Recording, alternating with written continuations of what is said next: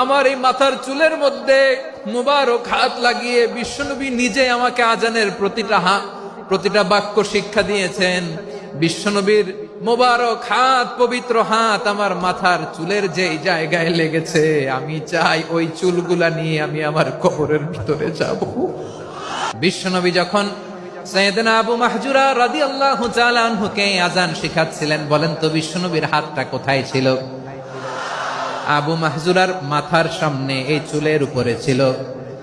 আবু মাহজুরা ওই স্মৃতিটাকে ধারণ করবার জন্য, ওই স্মৃতিকে বহন করার জন্য বিশ্বনবীর মোবারক হাত আবু মাহজুরার কপালের চুলের যেই জায়গায় লেগেছে, মৃত্যুর আগের দিন পর্যন্ত আবু মাহজুরা মাথার ওই চুলে কোনোদিন ছুরি আর কামার লাগায় নাই,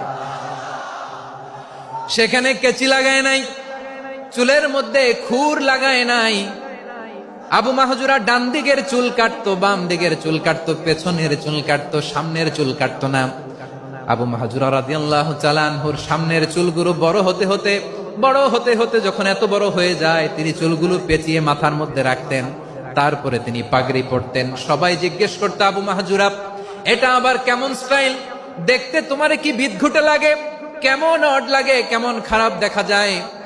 মক্কায় এমন কোন মানুষ তো দেখি নাই, ডানে চুল কাটে, বায়ে চুল কাটে, পেছনে চুল কাটে, সামনে কাটে না। ওরে আবু মাহজুরা, কেমন দেখা যায় তোমারে, তুমি সামনের চুল কাটো না কেন?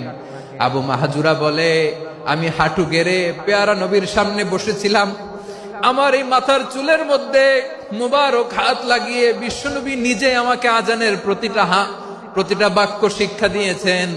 বিশ্বনবীর মোবারক হাত, পবিত্র হাত আমার মাথার চুলের যেই জায়গায় লেগেছে, আমি চাই ওই চুলগুলা নিয়ে আমি আমার কবরের ভিতরে যাব।